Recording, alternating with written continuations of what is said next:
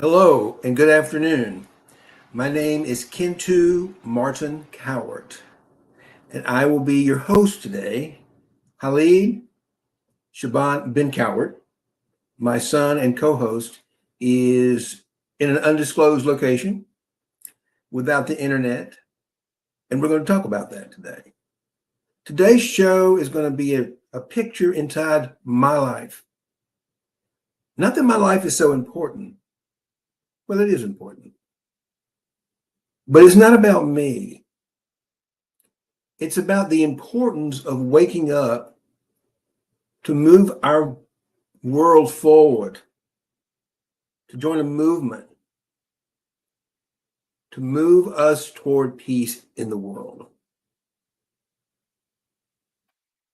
And that's what we're going to talk about today. I want to give you a snapshot into my life of what it is to be someone with family who are refugees running from home, from persecution, from death, in the middle of the most dangerous, scariest place you could possibly be on the globe, and a little postage stamp of safety and security, and a little refugee camp under the protection of the UNHCR in East Africa.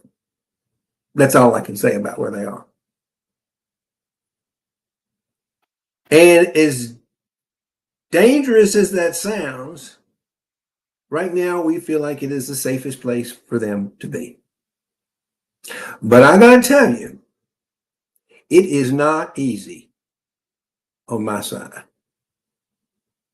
Fortunately, I have had 45 years of learning to manifest, of learning to step into this deeper power within ourselves, to connect with this zone of genius, we like to call it. And so we're going to talk a little bit about that today, because I'm on a mission. I want to wake everybody up to this higher frequency, this higher potency of cosmic magic. We all have it. We all have it. We're just not conscious of it. And some of us are even more than that. They're so afraid. They lived in so much darkness all of their life that they've never even touched it.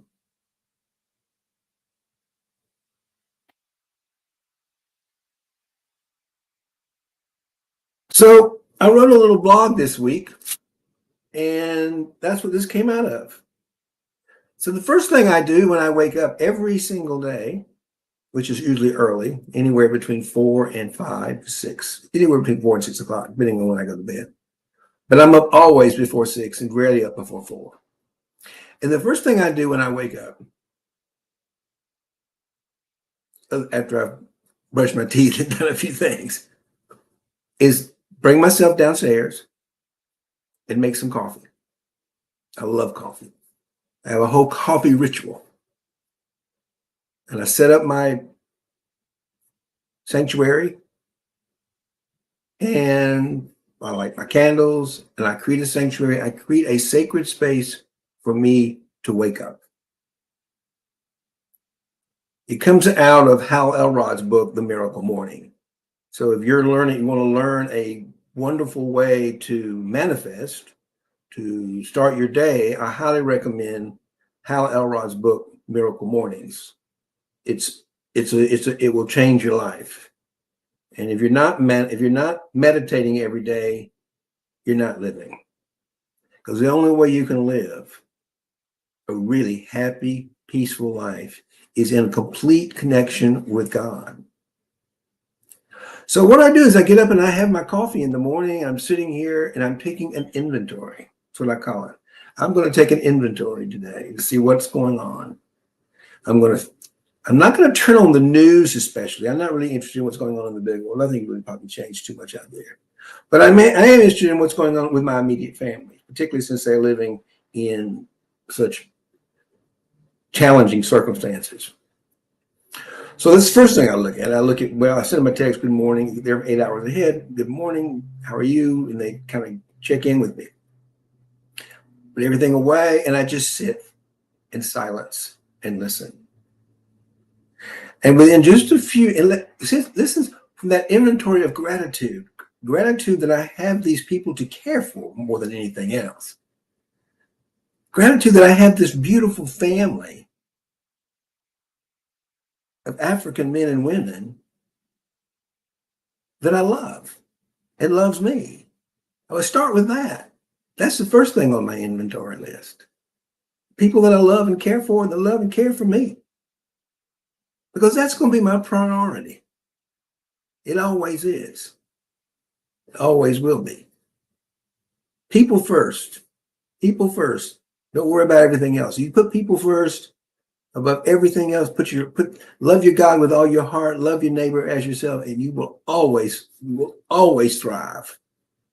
Self-love is the key to success. Say it again. Self-love is the key to success. Depending on how you define success. I say somebody, I'm the happiest, healthiest, wealthiest I've ever been in my life. I call that success. I know people who got millions of dollars who can't say that, who won't say that. They could say it, but they won't. They don't believe it. They don't believe they have enough. My friend's got a G5 and I've only got a G4. Oh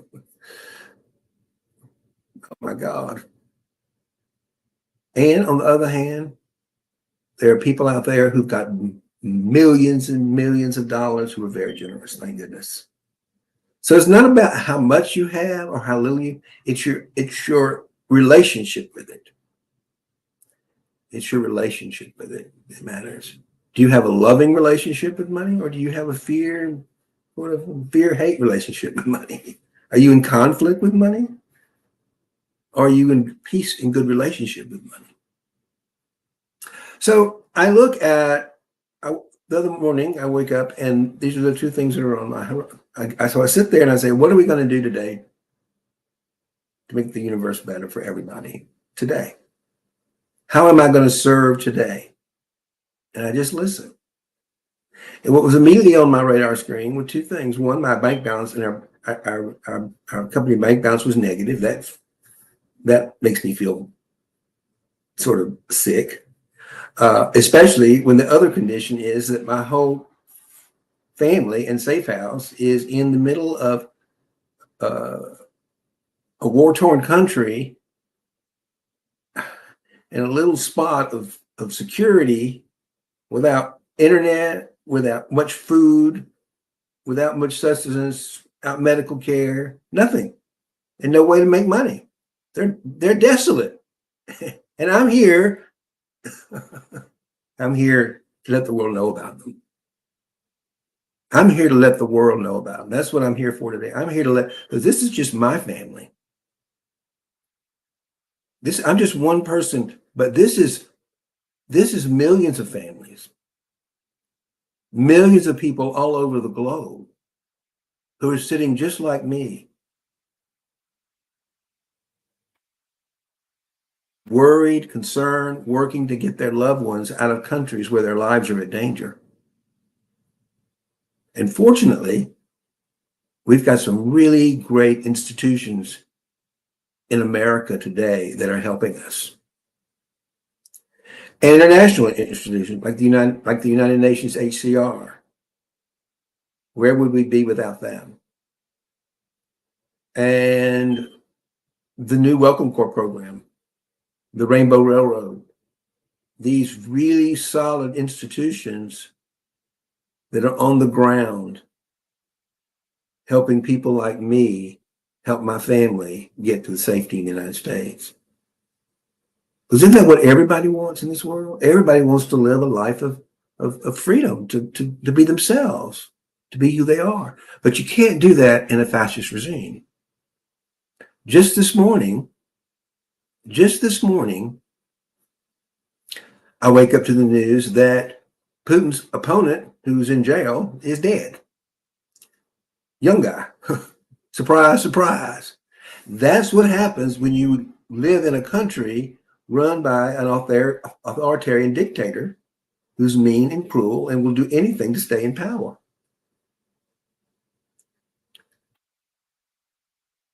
And it's really, hey, how are you doing? Nice to see you. So glad to have you here. Um, so we're going to address in this podcast today both the personal impact of these authoritarian mean dictators. I'm specifically talking about the ones, in my case, in Africa, specifically Uganda, where there is genocide. I mean, let's just be real clear. There is genocide happening right now. I'm not trying to alarm you. I'm just trying to tell you what's happening in the world because of this fascist ideology, which says one group of people is superior to another. And it's perfectly okay to put the people that are inferior, if you've got control of the military and you got control of the power of the country, it's perfectly okay to kill anybody that you don't like. And they're doing it right now in Uganda. And they'd kill my family if they got back in Uganda. That's why they're not there. So this is real. I'm trying to do from a real person who has been impacted by totalitarian fascist regime, a strategy. It's a strategy. It's a strategy to take power. And it's a real and it's a live strategy. And it's worked. And if we don't wake up to it, it could work in the United States. I don't believe that it will. And this is the reason why. Too many of us are waking up to it. Too many of us are waking up to it. So, like me and like all of us, when I'm confronted with these seemingly impossible situations, like no money and my family's in danger, and I can hardly converse with them, that, hey, thank you for enjoying the show. This is great. This is great. Great having you here. So I'm just telling you a story today. I'm not here to teach you something really other than, well, I am here to teach. I'm teaching you here how to shift your consciousness and how to open your heart and the benefits of doing that in this war-torn world we live in right now. There is no shortage of struggle and chaos and cruelty in the world we live in today. There is no, it is intense. It is intense. And I really have to keep myself away out of it or I can get pulled into the fray quickly. And that's the question. When I have this in front of me with my own personal family, do I get pulled into the fracas or do I step back and get still and get centered and get connected with my divine power? We call that the zone of genius. I want to read a little bit about something I wrote in my blog this week.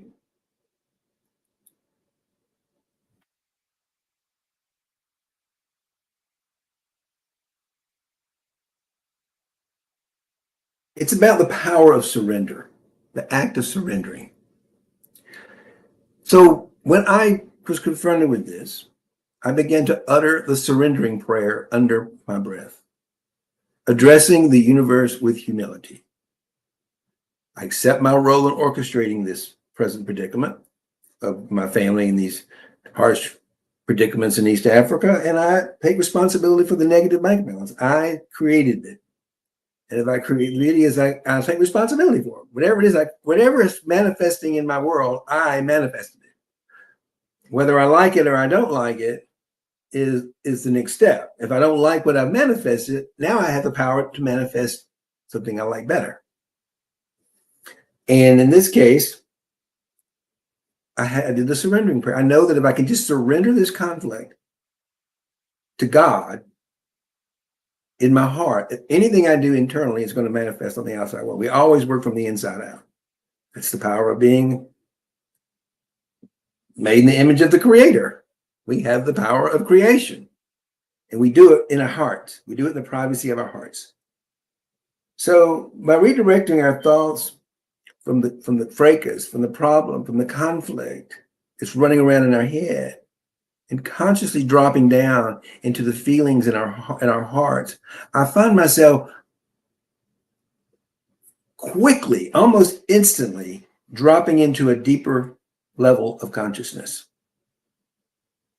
I'm in a more relaxed state. I am at peace. I am at peace in a world that is not at peace. But I can't do anything about the world out there to bring peace until I first bring peace in here, and you can't either. And that's what we're here to talk about.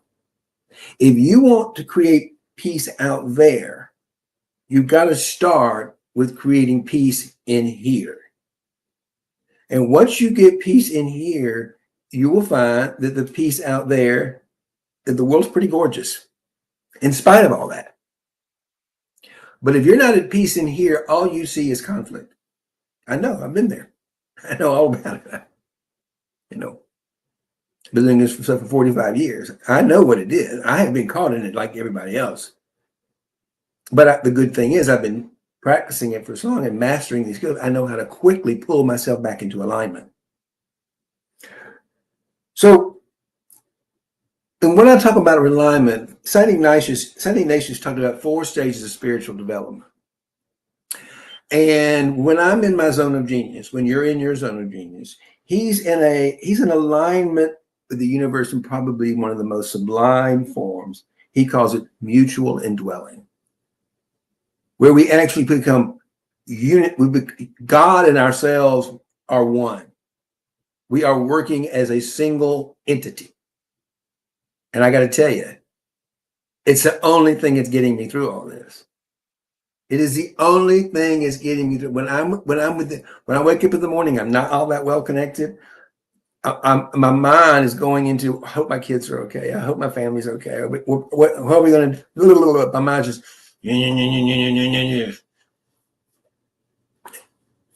get my coffee, get into silence, get quiet, drop out of the mind into the heart. And now I'm in a place of tranquil peace. And now I'm in a place to manifest a new reality. I am what he calls the mutual indwelling.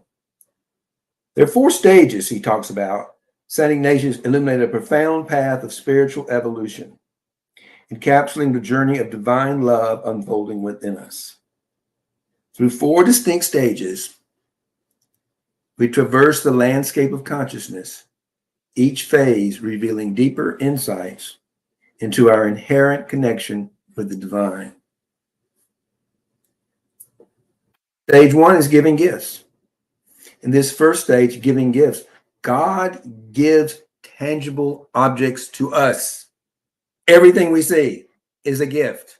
Our life is a gift. The universe, the trees, the forest, everything. The universe has bestowed an abundance of gifts on us.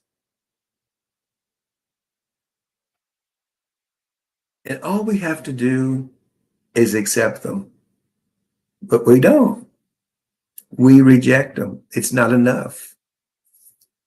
Our egos reject them. So the first thing to get into our heart is to realize, wow, everything I have, everything we have, this whole thing on planet Earth, this life is gorgeous. And I'm so grateful for the blessings. The second stage, stage 2, is presence. We become aware of the presence of the divine within us. And now that I'm aware that I'm the divine. You know, there's a big difference between people who think they're God. That's a head trip. I'm sure most of these authoritarians think they're God, and they think they are. They think they're the ones that should rule the world their way, their selfish, narcissistic way. which is a totally different conversation than be still and know that I am God. Because when you know that you're God, it's never about you. It's about love. It's about loving kindness. It's about loving everyone in the world. And you become aware of that loving kindness within your heart. I call it loving awareness. The third stage, we engage in a dynamic exchange with the divine, co-creating our reality in partnership with the universe through cooperative interaction. Cooperative interaction. Through cooperative interaction, we harness the gifts bestowed upon us by God, channeling divine energy to manifest our intentions and desires. Now we're dancing with God. We've appreciated the gifts of life and the gorgeous part of the universe. We've acknowledged God's presence in our own hearts. And now we're doing a cosmic dance. We know that we're part of the very fabric of the universe itself.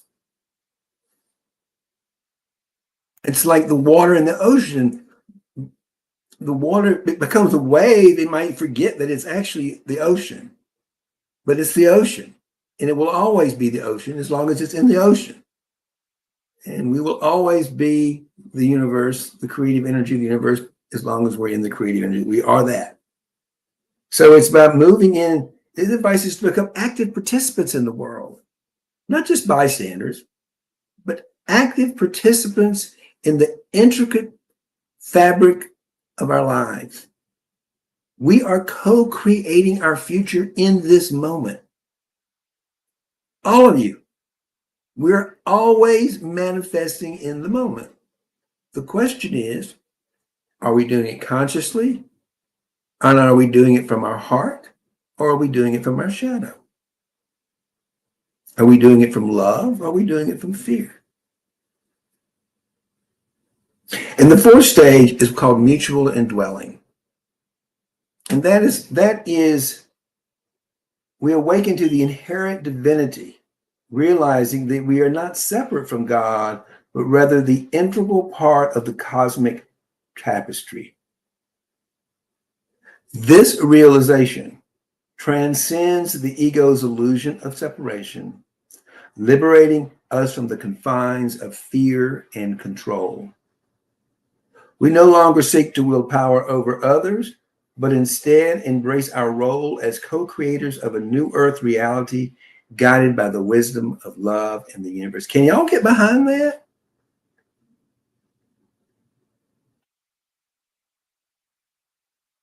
Take for a second. Do you think it's worth taking maybe a few minutes in the morning to get still and get quiet and ask your creator that loved you and loves you so much, the presence of God, and humbly ask how you're going to serve the world that day, how you're going to work together?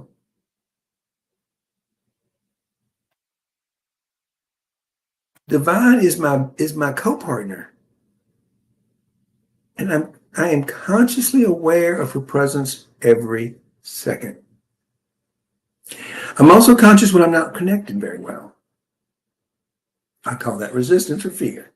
Some shadow, some darkness is standing in the way. And the thing about it is, it's really okay, because I know I've had enough practice that what's coming up is some shadow work, some old wounds, some old dark negative energies that need to be released. So I know that part of the process is the release of these deeper negative energies that have been pushed deeper into my body. We call those shadows. So that we can let them go. They no longer have an impact on us. They no longer have control of us. So as we journey through these four stages, we find ourselves in this higher state of manifestation, this higher superpower.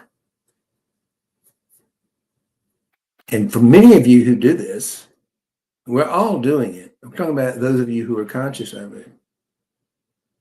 And I know a lot of you are conscious of it. I have a lot of friends that are conscious of it. It's great. It's a great way to live, man. That's what I love. That's why I'm here. I want more of you to join us and start living and start doing this with us. And it's not hard. You just, one thing, if you want to find out more, just type in the one word peace in the comment section, or send me a direct message, peace, and I'll get back to you and send you some information about how you can join our community. We have a virtual online community, the Diamond Mine Academy. We've created a virtual global community for love and support of people around the world. That's the purpose. That's the purpose of it. We focus largely on the conditions in Africa right now as a way of the common cause to support certain people who are at risk, which gives us a sense of purpose and meaning in the world when you're actually saving lives. That's what keeps me alive. That's what gives me hope. I'm saving their lives. So good, because I love them so much. So I really want to encourage you to consider, if you haven't yet, learning to manifest. You might be wondering, well, how are we going to use this? We use it to harness these powers to eradicate fascism in the world. Same thing. It's just a negative energy. And light overpowers darkness, because light is creative, powerful life force. Shadow is a destructive shadow force. So love and light always win. But they can't win if you're not aware of it. You see. So what I'm wanting for you from this podcast today is to say, join us and be part of this movement. And let's look at it not just ask yourself, how is fascism impacting you right now? I bet you won't have to look very far before you'll find a loved one, particularly in this country, who is impacted by it. This upsurge in this hateful, it's a strategy. It's a strategy to create separation. It's built on lies and conspiracy theories. It is not accident. What the MAGA Republicans are doing, it's a fascist strategy to take over power by separating people into the good and the bad and the right and the wrong.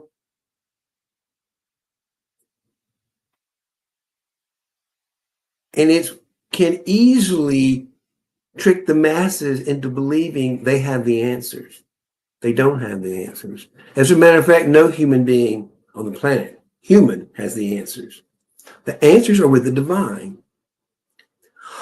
All the answers are with the divine, which is why it's so important that we begin to master the ability to connect with the divine within ourselves.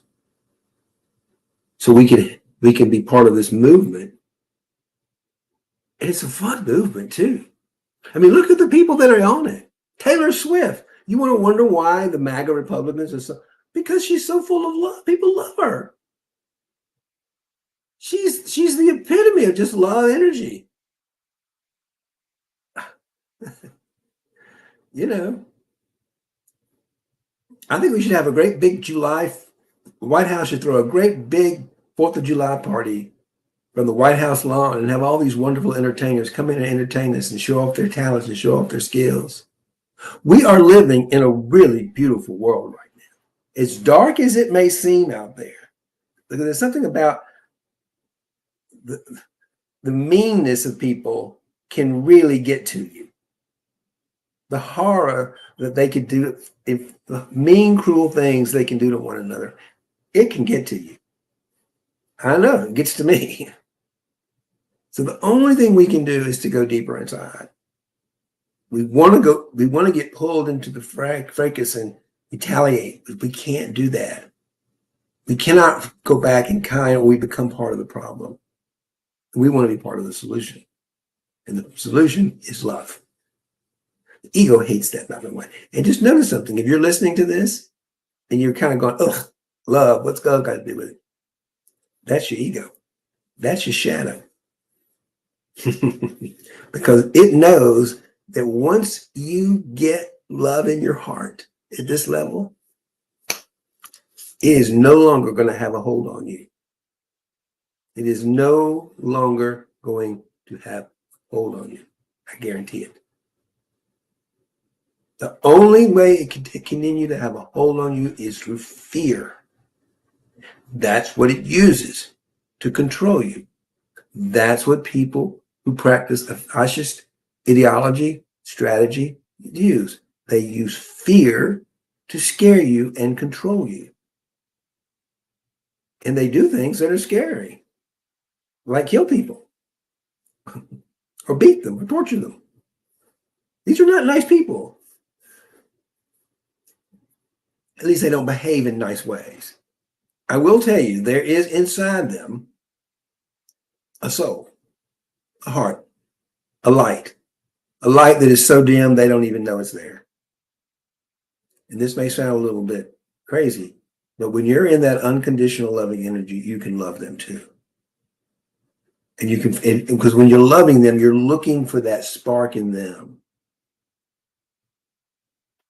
You're looking for that spark in them. I don't know what's going to wake up everyone in the world other than human beings coming together to love and support each other into making this planet a place where everyone is invited to the banquet of love, the banquet of life, to be exactly who they are, stepping into their powers, to live, to love, to shine the light. We've got a wonderful future ahead of us on planet Earth. I can feel it.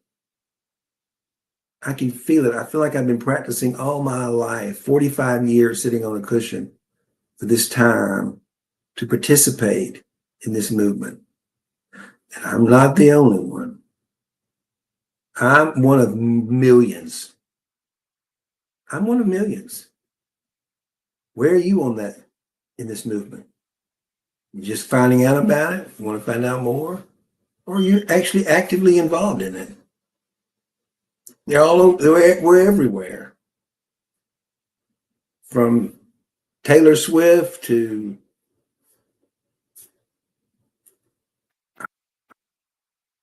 anyone who's got an open heart and a quiet mind that wants to make the world better for other people.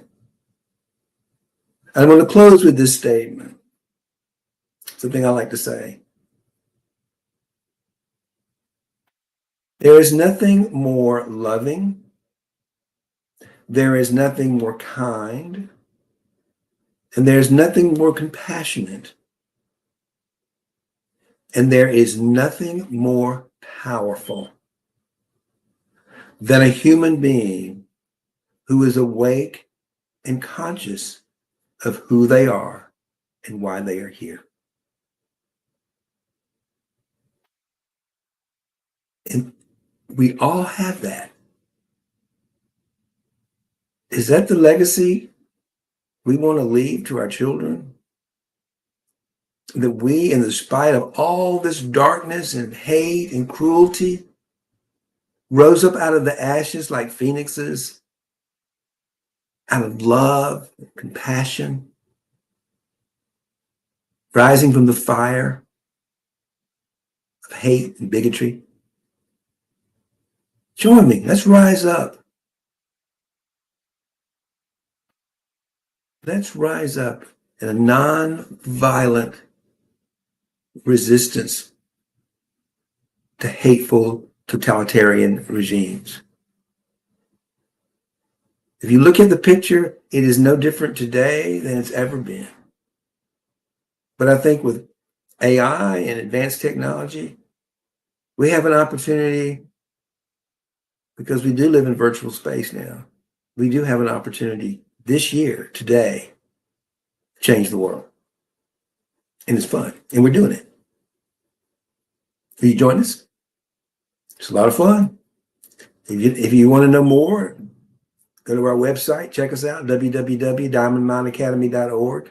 Join our global community. Put peace in the comment section. Well, send me a text that says peace. I know what you're talking about. I'll get back to you, and maybe we can sit down or have a Zoom call and talk a little bit. Maybe I can help you. I'd love to help you. Just imagine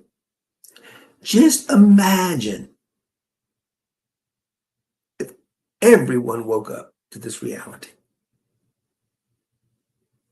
If everyone woke up on this planet to the truth of who and what we are, we would truly be living in the kingdom of heaven on earth. Thank you for listening.